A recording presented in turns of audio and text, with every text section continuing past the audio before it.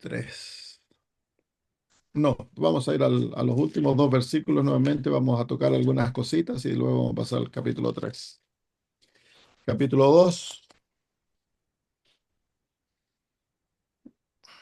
versículos 20 y 21. Con Cristo estoy juntamente crucificado, ya no vivo yo, mas vive Cristo en mí. Y lo que ahora vivo en la carne, lo vivo en la fe del Hijo de Dios, el cual me amó y se entregó a sí mismo por mí. No desecho la gracia de Dios, porque, pues, si por la ley fuese la justicia, entonces por demás murió Cristo. El versículo 20 tiene una paradoja. No dice en el versículo 20, con Cristo estoy juntamente crucificado, ya no vivo yo. Y luego dice, mas vive Cristo en mí. Y lo que ahora vivo en la carne. Entonces, se encuentra esa paradoja de la vida cristiana está llena de paradojas, pareciesen a realidades opuestas que se contradicen la una a la otra, pero no es oposición ni el negar una a la realidad a la otra, sino que son realidades complementarias. Entonces hay una realidad que espiritualmente nosotros hemos entrado en una realidad de muerte con Cristo, donde hay una decisión voluntaria al morir a nosotros. Nosotros ya nos hemos explayado bastante, eso es central al Evangelio. Sin esa decisión, sin esa entrega total, sin esa decisión de entregar la vida para que Cristo sea el que viva y no yo, entonces no puede haber vida nueva, porque para que haya vida nueva, tiene que haber una muerte. Tiene que haber una muerte, un entierro y una resurrección. En la resurrección se encuentra la vida nueva. La muerte y el entierro son parte del proceso de entrar en aquella experiencia. Entonces el apóstol Pablo se refiere a aquello, de que yo fui crucificado con Cristo pasado, diariamente se repite esa experiencia, la negación propia. Y las áreas de la negación son la negación al yo, la negación al pecado, al mundo y a la ley, son las áreas en las cuales nosotros morimos. Entonces, el apóstol Pablo se considera el muerto, pero esa es una realidad de fe, porque nosotros seguimos viviendo físicamente, la vida física, la vida en la carne, y ahí es donde se encuentra la paradoja. Nosotros seguimos teniendo aquella experiencia. El apóstol Pablo dice, ya no vivo yo, vive Cristo en mí. Esa es una realidad de fe. Esa es una realidad en la cual uno debe adjudicar aquella realidad diariamente para que el Señor pueda obrar en nosotros y enseñarnos a vivir aquella realidad. Y esa es parte de la experiencia de la santificación, donde uno crece en aquella realidad en la cual uno deja de ser para que Cristo sea el que viva. Pero en esa realidad uno va a encontrar la realidad de que uno sigue viviendo en la carne. Dice el apóstol Pablo ahí en el versículo 20, y lo que ahora vivo en la carne. Así que en el presente hay dos realidades. El ya no vivo yo, pero vivo en la carne. Entonces, y vamos a encontrar que en la carne, entre la realidad espiritual y la realidad de la carne, hay una batalla, hay una contienda que se lleva constantemente. Dice el apóstol Pablo en el capítulo 5,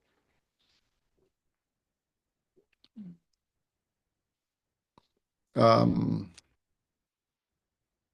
versículo 16, dice, digo pues andad en el espíritu y no satisfagáis los deseos de la carne. ¿Se fijan que ahí está la misma realidad? Porque el deseo de la carne es contra el espíritu y el del espíritu es contra la carne.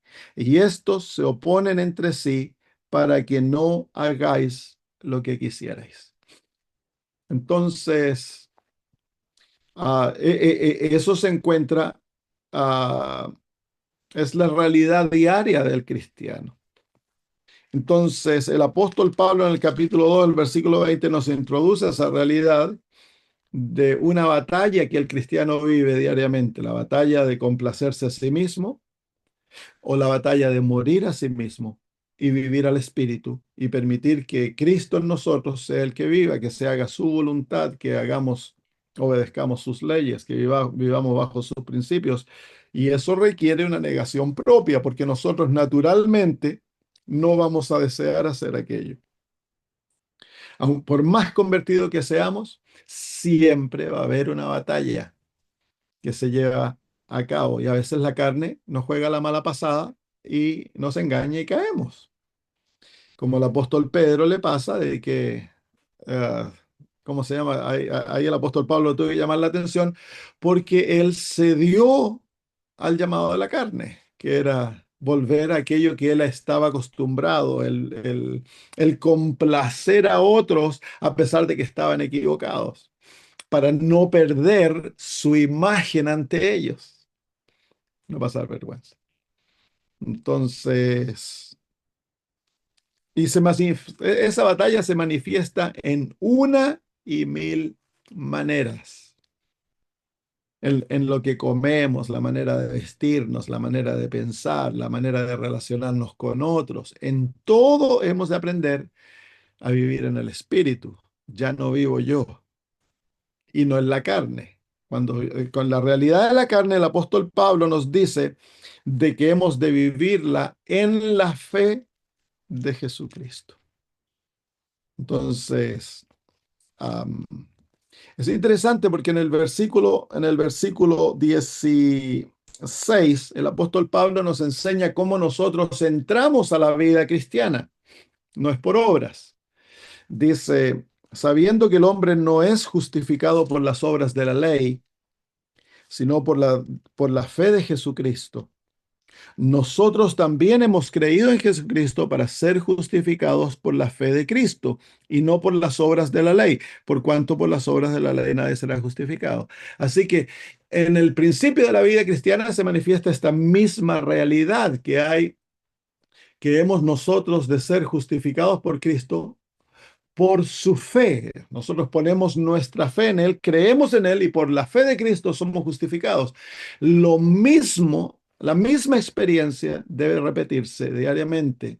Al vivir en la carne, nosotros hemos de aprender a vivir por la fe de Cristo. En otras palabras, hemos de aprender a depender de Él totalmente para hacernos de su victoria, de su vida, que eso sea lo que nos da a nosotros el poder para vivir la vida cristiana. Así que no se, el peso no está puesto sobre nosotros, así como al principio de la vida cristiana nosotros tuvimos que ejercer fe y obedecer lo que Dios nos dice para hacernos de la salvación. Ya Cristo lo había hecho todo y Él nos da aquello, eso es la fe de Jesús, nos da aquello a través de la experiencia de la justificación. En la vida cristiana, ya Cristo lo hizo todo, Él ya obtuvo la victoria, Él venció, Él desarrolló un carácter perfecto, Él nos garantiza que mientras Él vive en nosotros, estamos completos en Él. Pero nosotros de la misma manera, al vivir por la fe de Él, demanda que creamos en Él, que le obedezcamos, que vivamos, que nos neguemos a nosotros mismos diariamente. Entonces, si tú estás experimentando aquella batalla, muchas veces es una fuente de desánimo para algunos cuando se encuentran de que a medida van avanzando en la vida cristiana, comienzan a salir aquellas batallas antiguas, aquellos gigantes que confrontamos alguna vez y que pareciese que hubieran quedado todos muertos cuando fuimos convertidos. Comienza a salir el orgullo, el mal genio, ah, la lujuria, comienzan a salir el deseo de las cosas antiguas. Es porque simplemente el Señor ahora desea derrotarlos en la experiencia de la santificación. En la experiencia de la justificación, el Señor nos dio todo lo que nosotros necesitábamos para ser aceptos por Él y tratados de como que nunca hubiésemos pecados y hacernos completos en Cristo Jesús. Nos dio una nueva naturaleza, nos llenó del Espíritu Santo y a través del Espíritu Santo nos garantiza la victoria sobre la batalla en contra de aquellos gigantes que van a salir tarde o temprano, porque vivimos en la carne.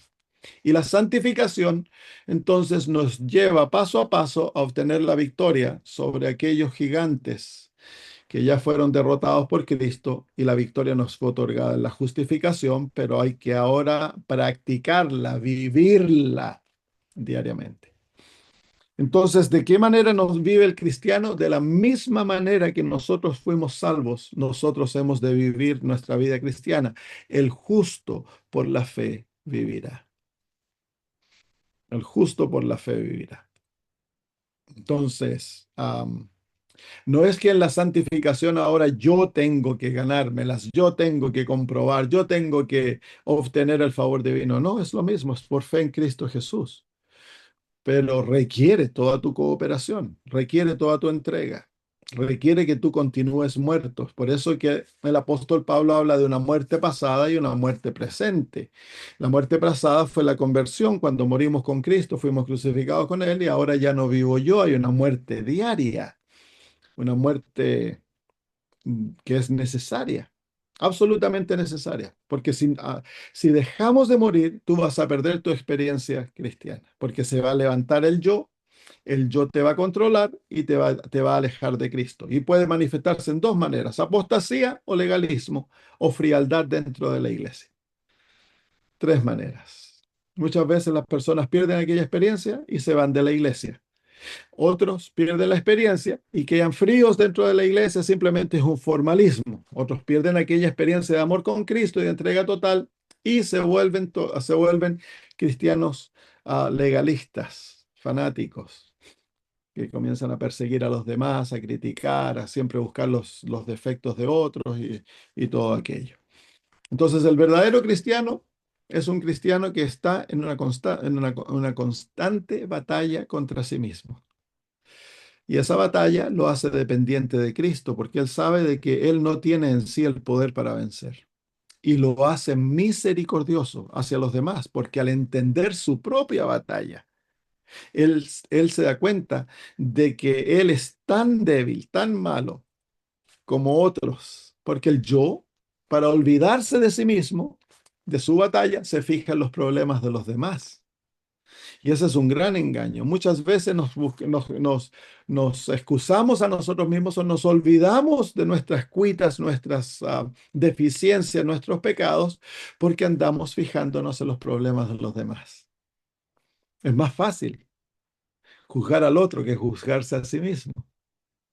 Es más fácil mirar el defecto del otro que mirar mi propio defecto. Yo he descubierto como pastor ya por años, no trabajando en la iglesia, de que en la gran mayoría de los casos, yo diría 99% de los casos, cuando hay alguien que se encuentra criticón o criticona, que anda constantemente criticando a otros pastores, miembros de iglesia, entonces es porque andan escondiendo pecados propios. Están escondiendo pecados propios. Entonces el apóstol Pablo me dice, si la vida dice en el libro de Colosenses, así como conociste a Cristo, también caminad en él, dice. De la misma manera que llegamos a ser cristianos, que fue por absoluta fe en Cristo Jesús. Dependencia en su justicia, recibiéndolo todo de él, no dándole nada nuestro, porque no tenemos nada que darle. Lo único que le otorgamos fue basura, un corazón lleno de pecado, una vida toda demoralizada, de todo lo que le entregamos a Cristo. Entonces, no hay nada que le demos a él. De la vida cristiana, es exactamente lo mismo. Debemos de recibirlo todo y entregar lo malo que tenemos. Entonces, cada vez que tú descubres un gigante, entrégaselo al Señor y cree que Él ya lo tomó y ya lo venció y ya te dio la victoria, y camina en victoria, no en derrota, porque la fe demanda que caminemos en victoria. Si hemos de vivir por la fe de Cristo es una vida de victoria. Nosotros hemos de vivir la misma vida.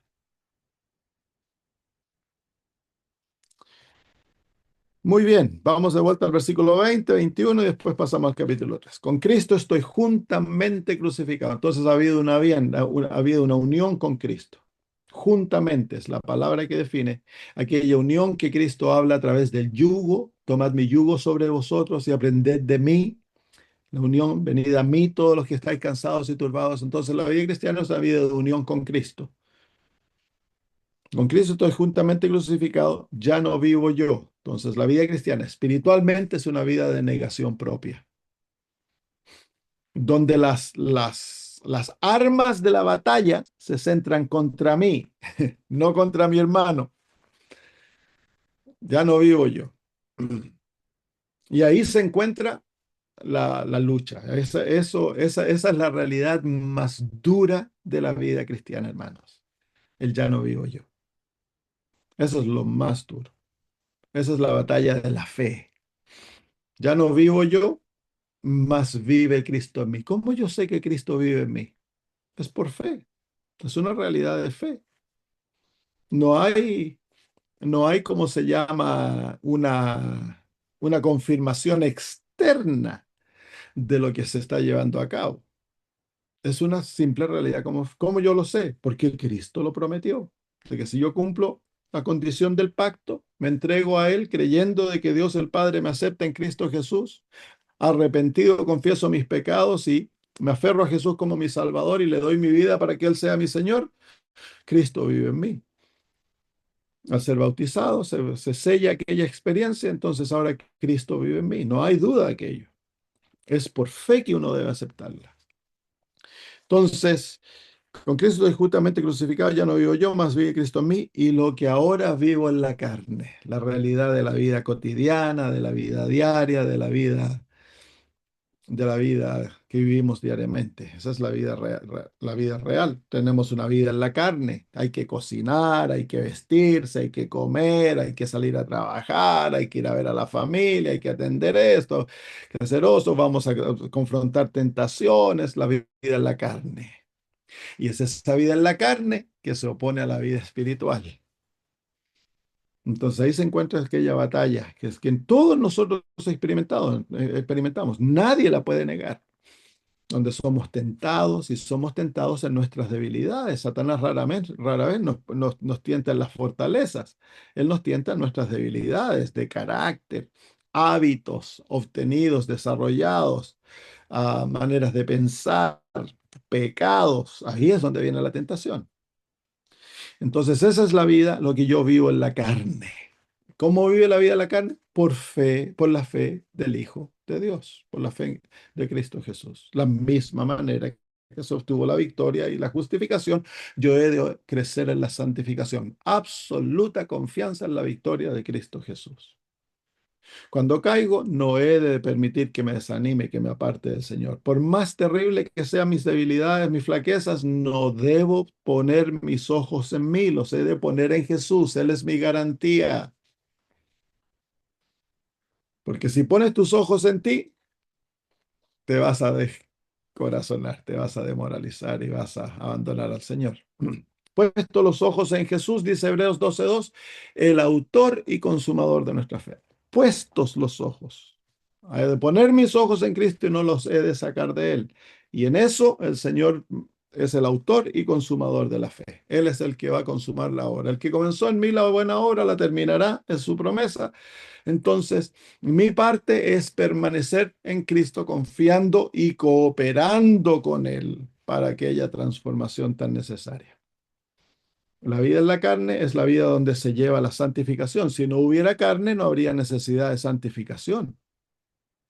Es porque hay carne, es porque hay una realidad mundana que nos aleja de Dios, que el Señor requiere obrar en nosotros aquel proceso de santificación, que es nada más que la justificación aplicada a la vida diaria, aprendiendo a vivir una vida justificada. Recuerda que en la justificación el Señor te dio todo el paquete para que tú seas salvo. Todo lo que necesitabas fue otorgado en ti. Cristo Jesús en su totalidad te fue otorgado. Él es tu justicia. Así que mientras permanezcas en Cristo, a pesar de que vives la vida en la carne, eres justificado, eres salvo, eres acepto ante Dios. Porque Cristo es tu justicia, Él es tu sustituto y tu garantía, dice la hermana de White. Pero eso no niega la realidad de la santificación, que es la victoria de aquello que tú tienes que aprender a implementar en tu vida. Entonces, por ejemplo, ok, si eres mal genio, cuando el Señor Jesús te dio la justificación, Dios ya no te ve como mal genio, pero vas a confrontar el mal genio en la vida en la carne. Entonces, ¿qué te va a hacer el Señor? ¿Por qué lo confronta? Porque el Señor desea darte la victoria, aplicar aquello que Él te dio en la justificación ahora a la vida diaria y que aprendas a dejar de ser mal genio. Entonces, cuando se levanta el gigante del mal genio, tú obtienes la victoria que el Señor ya te dio. Tú le dices, Señor, ya me diste la victoria, te arrepientes, perdonas, o escoges ya no ser más mal genio y le dejas ese mal genio a los pies de Cristo y luego recibes la victoria que ya te fue otorgada en Cristo Jesús y te regocijas en la victoria. Entonces, esa es la santificación. Hay mil y unos gigantes grandes y gigantes chiquitos. Hay gigantes y enanos en la vida, en la vida cristiana.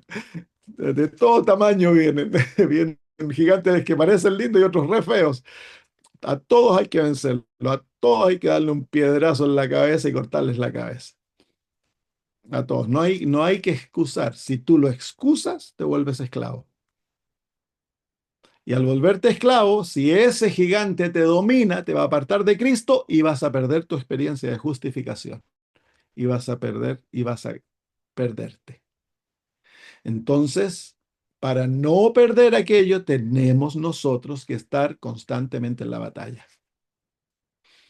Dios no juzga al que está en batalla, luchando con sus debilidades. El problema es cuando nosotros negamos aquellas debilidades o las ignoramos o peor las aceptamos como bueno. Lo que está pasando tristemente dentro de la iglesia ahora es que se acepta el pecado como que fuera normal. Entonces, al hacer aquello, se destruye la obra del Espíritu Santo en la vida del pecador. Y al decirle yo a un homosexual, no, si está bien, no te preocupes, tú naciste así, Dios te acepta de esa manera, corto el poder del Espíritu Santo para que el Espíritu Santo santifique al homosexual que fue justificado por la fe y que ahora Dios desea transformarlo para que deje de ser homosexual.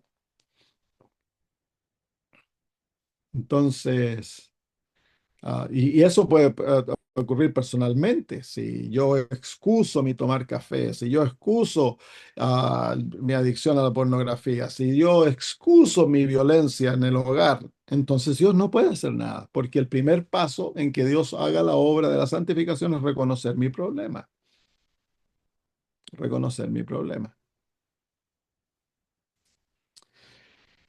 Así que eso es la vida en la carne, pero la vida en la carne también tiene la obra de Cristo Jesús, que se recibe por su fe, por la fe en Cristo, el creer que Él está ya viviendo en mí, el creer que Él ya tuvo la victoria, el creer. Entonces es una vida que se debe vivir en victoria en Cristo. Victoria en Cristo. Ahora, ya lo hemos dicho bastante antes, pero la victoria se recibe por fe. La realización de aquella victoria puede ser la manifestación de la victoria, que yo deje de ser mal genio, puede ser instantáneo, pero eso rara vez ocurre. En muchas otras veces, Dios te lo lleva adelante a través del tiempo. Si tú permaneces por fe en la victoria que Cristo te otorgó, el Señor te garantiza que vas a dejar de ser mal genio, que vas a dejar de ser orgulloso, que vas a dejar de ser violento. Y en eso entonces hay que tenerse paciencia, porque rara vez el cambio viene instantáneo.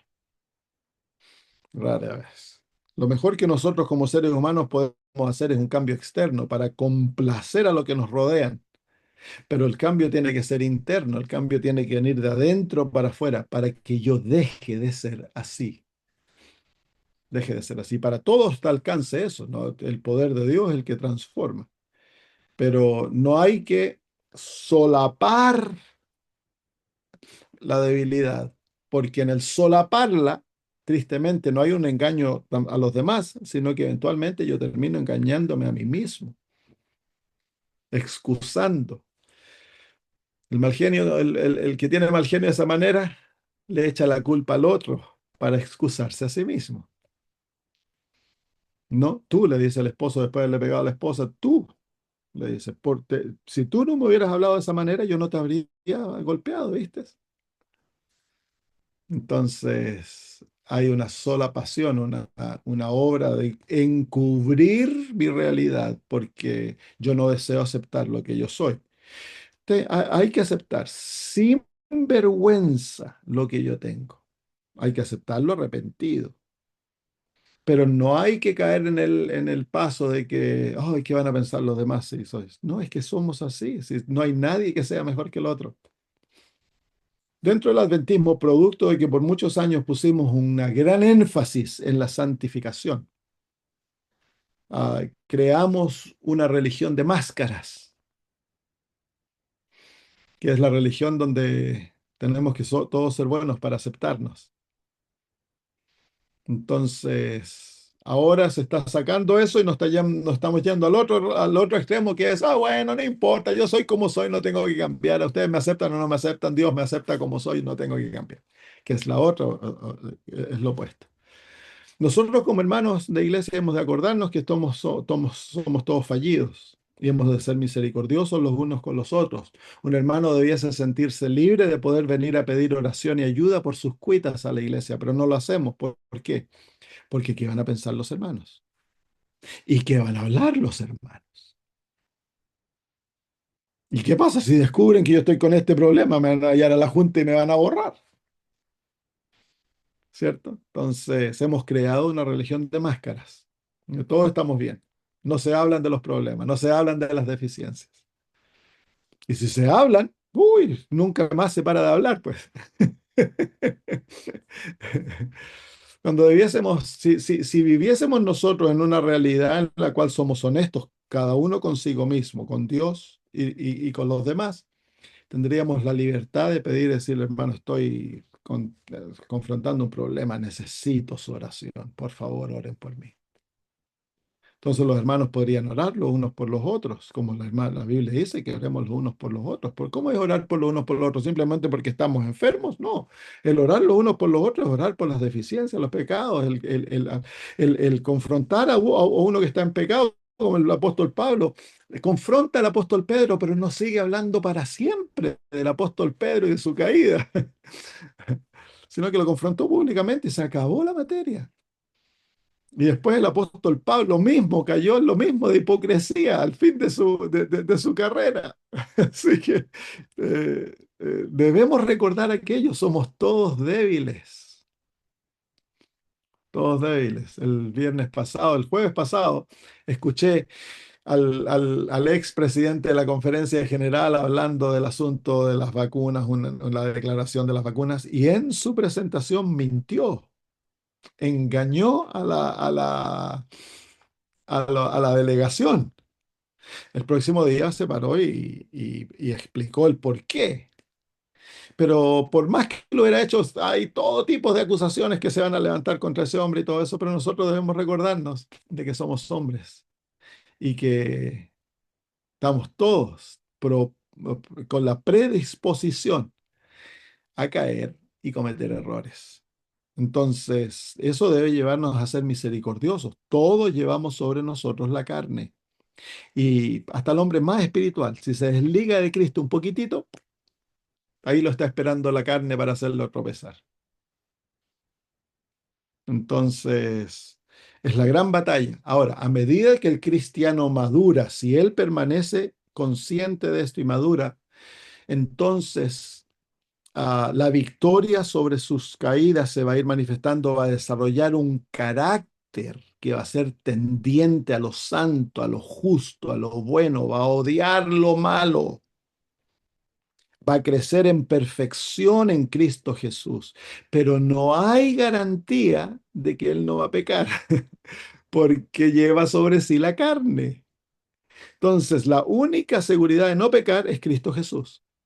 ¿Y para qué? Para que no pequemos, tenemos que desaparecer en Cristo y aferrarnos totalmente y moldearnos en Él. Él es nuestra única garantía. En nosotros no hay garantía. Por más que la persona sea justa y buena, el momento que esa persona se desliga de Cristo, ahí puede caer. Y siempre pecamos porque nos desligamos de Jesús. El apóstol Juan dice que si permanecemos en Cristo no pecamos. El que permanece en Jesús no peca. ¿Por qué pecamos? Porque nos desligamos de Jesús. Jesús es nuestra garantía. Por eso dice que la vivimos por la fe del Hijo de Dios. No es, no es por fe en, porque eso lo pone en mí. Es por la fe de Él que yo vivo en Él. Porque sin Él no soy nada. Entonces, totalmente dependiente de Cristo. Totalmente dependiente. Si queremos obtener la victoria de nuestras cuitas, hemos de centrarnos en Jesús. Hemos de vivir una vida de amor a Él, una vida de total dedicación. Ahí se encuentra la batalla.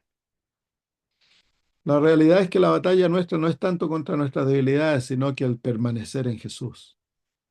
El que permanece en Cristo tiene el poder para vencer.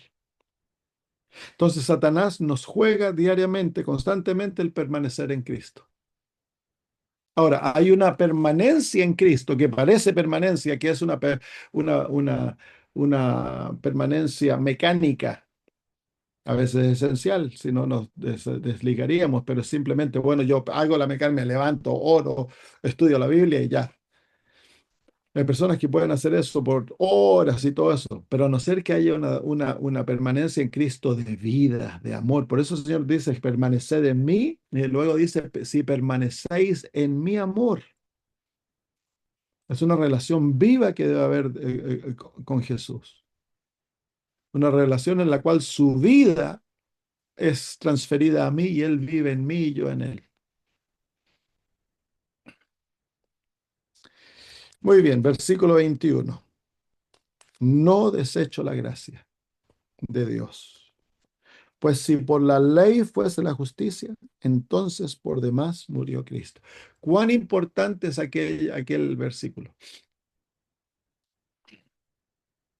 La autojustificación, la justificación por las obras, destruye la necesidad de Cristo muriendo por el pecador. Destruye la gracia. A uno no le parece, uno no toma el peso de lo que es esto de justificarse a sí mismo. Pero miren, vamos al libro de Romanos. Vamos a ver un poquitito las consecuencias de la autojustificación. Romanos capítulo 3. Ya el apóstol Pablo nos dice que destruye la cruz. La justificación propia destruye la necesidad de la cruz. Si nosotros no hubiéramos podido justificar a nosotros, la cruz no tiene valor alguno. Es por eso que para el ¿cómo se llama? El legalista, la cruz no tiene valor, no tiene hermosura. Por eso que dentro de la iglesia de nosotros preferimos más hablar de profecía que de Cristo. Porque la iglesia adventista, nosotros como pueblo sufrimos de autojustificación, ya sea en el lado conservador o en el lado liberal. En Romanos capítulo 3, el apóstol Pablo dice, versículo 26, con la mira de manifestar en este tiempo su justicia, a fin de que Él sea el justo y el que justifica al que es de la fe de Jesús. Así que, ¿quién es el que justifica? Dios el Padre. Dios el Padre es el que justifica, el que nos declara justo y nos hace justos. Dios el Padre tan solo, Él se ha adjudicado personalmente esa capacidad de justificar. Así que cuando yo me justifico a mí mismo, yo estoy tomando el lugar de Dios. El legalista toma el lugar de Dios, porque Él se justifica a sí mismo, se justifica por sus obras. Por eso que ¿cómo se llama? Naturalmente, la religión legalista, como el catolicismo es una religión altamente legalista. Eventualmente el hombre toma el lugar de Dios. En el caso del Papa, se siente con el poder de cambiar la ley de Dios, se declara Dios y toma las prerrogativas de Dios de castigar, de traer juicio y de perseguir a aquellos que hacen el mal en sus ojos. Entonces, el legalista toma el lugar de Dios. Por eso que el legalista en el hogar es como se llama, como un ogro. Quiere que todos hagan su propia voluntad y es mandón y que aquí y allá. ¿Por qué? Porque en su conciencia Él es Dios. Sí que eso es lo primero. Luego el apóstol Pablo, en Romanos capítulo 9, hablando de los judíos, dice el versículo 30: ¿qué pues diremos? Que los gentiles que no iban tras la justicia han alcanzado la justicia, es decir, la justicia que es por la fe. Mas Israel, que iba tras una ley de justicia, no la alcanzó. ¿Por qué? Porque iban tras ella no por fe, sino como por las obras de la ley, pues tropezaron en la piedra de tropiezo. ¿Quién es la piedra de tropiezo? Cristo Jesús. Y ellos tropezaron. ¿Por qué tropezaron?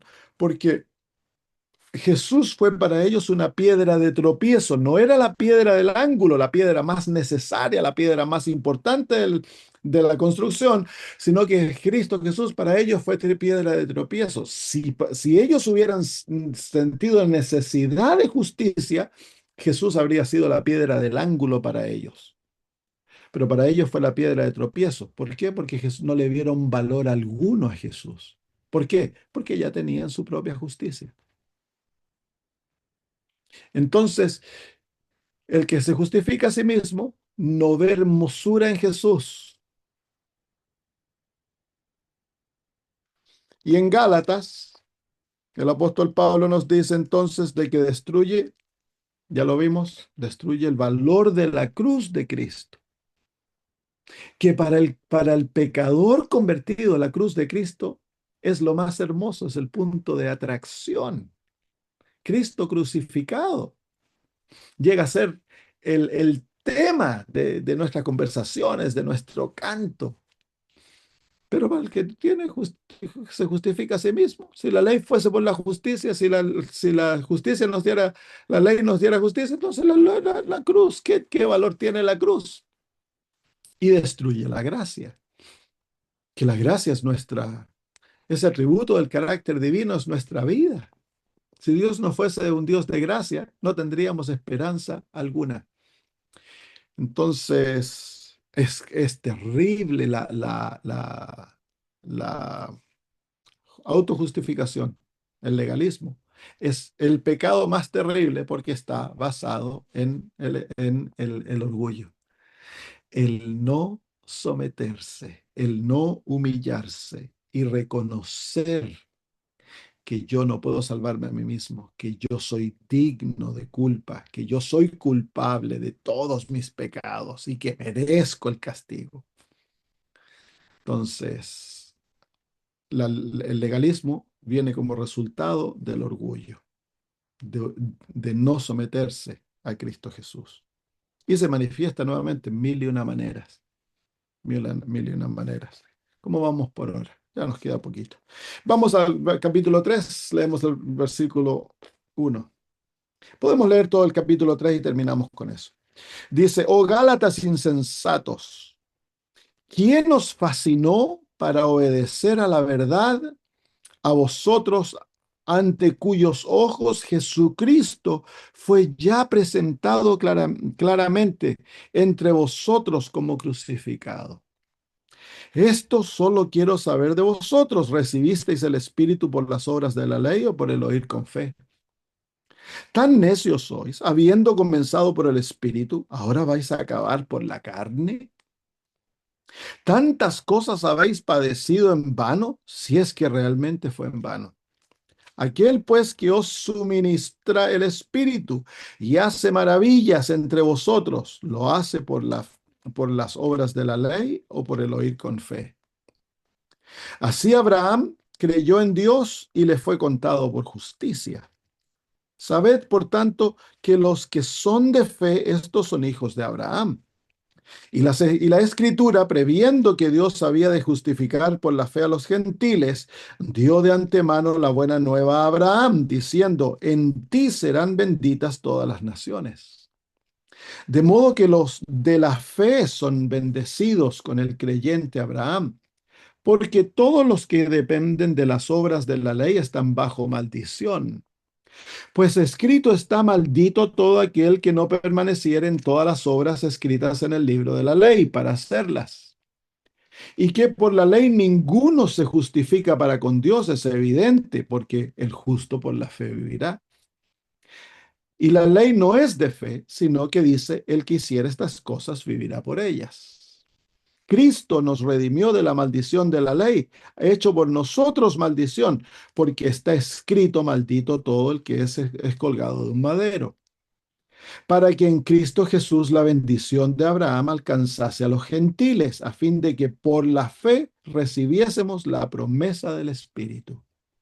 Hermanos, hablo en términos humanos. Un pacto, aunque sea de hombre, una vez ratificado, nadie lo invalida, ni le añade. Ahora bien, a Abraham fueron hechas las promesas y a su simiente. No dice y a las simientes, como si hablase de muchos, sino como de uno, y a tu simiente, la cual es Cristo. Esto pues digo, el pacto previamente ratificado por Dios para con Cristo, la ley que vino 430 años después, no lo abroga para invalidar la promesa. Porque si la herencia es por la ley, ya no es por la promesa, pero Dios la concedió a Abraham mediante la promesa. Entonces, ¿para qué sirve la ley? Fue añadida a causa de las transgresiones hasta que viniese la simiente a quien fue hecha la promesa y fue ordenada por medio de ángeles en mano de un mediador. Y el mediador no lo es de uno solo, pero Dios es uno. Luego, ¿la ley es contraria a las promesas de Dios? En ninguna manera, porque si la ley dada pudiera vivificar, la justicia fuera verdaderamente por la ley. Mas la escritura lo encerró todo bajo pecado, para que la promesa que es por la fe en Jesucristo fuese dada a los creyentes. Pero antes que viniese la fe, estábamos confinados bajo la ley, encerrados para aquella fe que iba a ser revelada. De manera que la ley ha sido nuestro ayo para llevarnos a Cristo a fin de que fuésemos justificados por la fe. Pero venida la fe, ya no estamos bajo ayo. Pues todos sois hijos de Dios por la fe en Cristo Jesús, porque todos los que habéis sido bautizados en Cristo, de Cristo estáis revestidos. Ya no hay judío ni griego, no hay esclavo ni libre, no hay varón ni mujer, porque todos vosotros sois uno en Cristo Jesús. Y si vosotros sois de Cristo, ciertamente linaje de Abraham sois y herederos según la promesa. Bonito capítulo. Lo comenzamos a estudiar la próxima semana. ¿Hay alguna pregunta por ahí?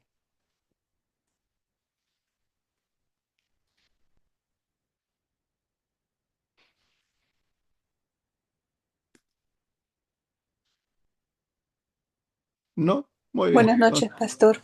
Sí, Sí, pastor, buenas noches.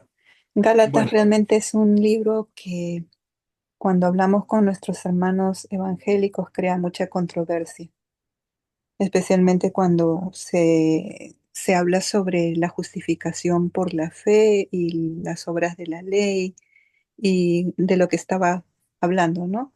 Nos llaman a nosotros legalistas, ¿no? Cuando hablamos sobre el tema de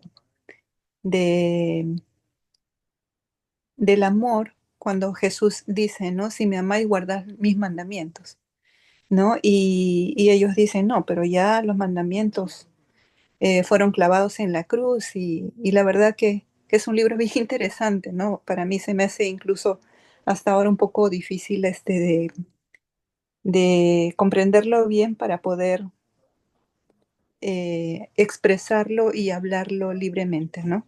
Con nuestros mm, hermanos evangélicos. ujú. Ujú. Claro, Entonces, es que sí, sí pasó. los hermanos evangélicos, ellos toman el libro de Gálatas como que el libro de Gálatas estuviera deshaciéndose de la ley. Pero el apóstol Pablo en ninguna de sus cartas nos habla de que la ley ha caducado, sino que en sus cartas el apóstol Pablo nos muestra la relación que hay entre la ley y la justificación. Y eso es el corazón del apóstol, del mensaje del apóstol Pablo en el libro de Gálatas, que la ley no es el medio para nuestra justificación. Y la justificación es la experiencia a través de la cual nosotros somos aceptos ante Dios. Entonces, el medio a través del cual nosotros somos aceptos ante Dios es por la gracia divina que es recibida por la fe. Y eso es gracias a lo que Cristo ha hecho por nosotros. Por eso dice el apóstol Pablo, si hubiese una ley que pudiera dar vida, entonces fuésemos justificados por la ley. Pero no es así, la ley no te puede justificar, no te puede dar vida, no te puede perdonar. Entonces, el libro de Gálatas no fue escrito para enseñarnos cómo relacionarnos en cuanto a la ley en la santificación. El apóstol Pablo está argumentando porque los Gálatas han caído de aquella experiencia de justificación y ahora están tratando de ganarse aquella justificación por las obras, que es obediencia a la ley, ya sea la ley ceremonial o a la ley moral. Y ahí es donde el apóstol Pablo les está enseñando que es imposible. Ese es el argumento del libro de Gálatas. Pero se ve el corazón del apóstol Pablo en cuanto a la ley, cuando dice, si hubiera una ley que nos pudiera vivificar, entonces la justicia sería por la ley. Entonces ahí se ve que el apóstol Pablo no tiene un antagonismo a la ley, pero el apóstol Pablo quiere poner la ley en su verdadero lugar. La ley no te justifica. No te puedes ser justificado por medio de la ley. Entonces los hermanos evangélicos, con el argumento que destruye la ley, están en contra del apóstol Pablo. La ley es santa, justa y buena, dice el apóstol Pablo en Romanos. El asunto era porque la iglesia primitiva confrontaba una realidad tan tangible en cuanto a que habían salido del judaísmo y el judaísmo estaba impregnado de legalismo. Entonces ahora había que corregir eso porque andaban los judíos cristianos enseñándole a los gentiles que tenían que circuncidarse, que tenían que hacer esto, lo otro, para ser aceptos por Dios. Y si no, no podían llegar a ser pueblo de Dios. Entonces el apóstol Pablo especialmente es el que se dedica a corregir aquello y decir, no, somos aceptos por la gracia de Dios que nos justifica y nos hace aceptos ante su presencia. Y a través de ello llegamos a ser observadores de la ley y producimos buenas obras. Entonces eso es lo que los evangélicos no quieren comprender. Gracias, pastor. Sí, es bien complicado. No, no es fácil, ¿no? Que ellos entiendan porque es como que se cierran a esta Claro, realidad, porque ¿no? Sí. a ellos les han enseñado, ¿no? Que somos libres de la ley y que por lo tanto no tenemos que guardarla. Hace Entonces, muchos años, justo el libro de Gálatas, en el capítulo 3 que vamos a estudiar la próxima semana, escuchaba, ¿no? A unos hermanos, a unos amigos evangélicos que decían, no, la cruz fue clavada en el madero, y perdón, la ley fue clavada en el madero. La ley es una maldición, ¿no? Y lo decían con tal, em, no sé, hasta con un ánimo así de molestia, ¿no? sí, Sí, es bien fuerte. sí, Bueno, muchas gracias. de nada, hermano. Pastor, yo quería compartir con ustedes unos párrafos de de la Review and Herald del año 1899 que escribió A.T. Jones respecto del versículo de Gálatas 2:20 que yo volví a escuchar lo que usted nos enseñó el lunes pasado, que lo encontré tan bonito. Y leyendo me encontré con esto y quería compartirlo con todos en realidad. Dice, ese versículo viene a ser así un sólido y maravilloso fundamento de la fe cristiana para toda alma en el mundo. De esta manera toda alma puede decir, en la plena confianza de la fe cristiana, el Hijo de Dios me amó, se entregó a sí mismo por mí, con Cristo estoy juntamente crucificado. Vive Cristo en mí. El que un alma diga con Cristo estoy juntamente crucificado, no constituye una afirmación aventurada. No está en el terreno de la mera suposición. No está diciendo algo de lo que no exista certeza. Toda alma en este mundo puede decir con toda verdad y sinceridad, con Cristo estoy juntamente crucificado. No es más que la aceptación de un hecho, de algo que ocurrió ya, la constatación de lo cierto. Mm, Muy lindo. lindo, ¿no? Sí, sí.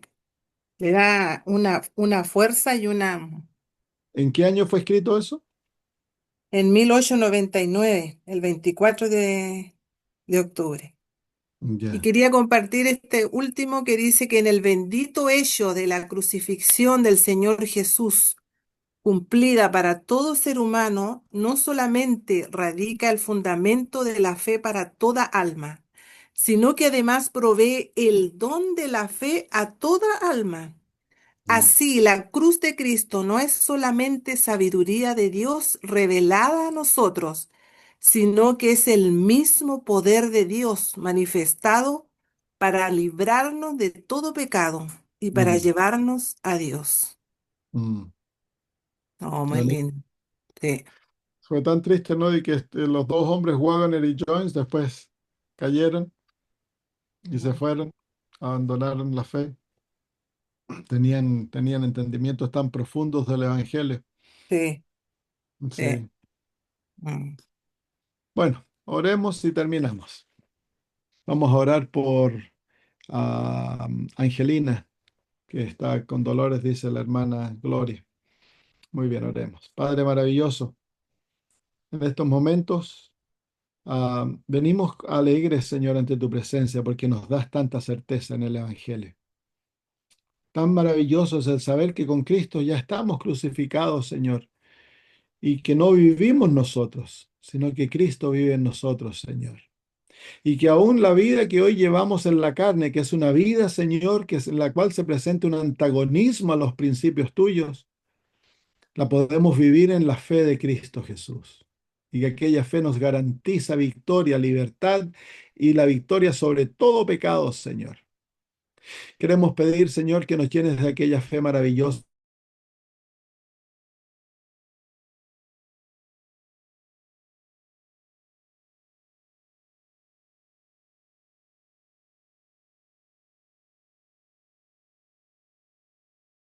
maravillosa, descanse sobre ella. Está escrito, enviaste tu palabra y los libraste de sus destrucciones y los salvaste de todas sus enfermedades. Tú eres nuestro sanador. Tú eres Jehová el que nos sana, dice tu palabra. Tú eres el que perdona nuestros pecados, Señor, todos ellos, y nos sanas de todas nuestras enfermedades. Así es, Padre, y lo creemos de todo corazón. Y en estos momentos, Señor, intercedemos por Angelina, en el nombre bendito de Jesús, quien dijo, todo lo que pidieres al Padre en mi nombre lo haré, para que el nombre del Padre sea glorificado en el Hijo. Queremos que tu nombre sea glorificado en Cristo Jesús a través de la sanidad de Angelina, Señor. Queremos suplicar que tú le quites sus dolores, que le quites la fibromialgia, la renueves totalmente en su interior y que tu nombre sea glorificado en ella, si es así tu bendita voluntad, para gloria tuya, Padre. Gracias, Señor. Al separarnos, encomiendo a cada uno de mis hermanos, hermanas, Señor, a ti, a tu amor, a tu cuidado, y que nos llenes de tu Espíritu Santo, lo pedimos por Jesús. Amén. amén. Muy bien, un abrazo para todos.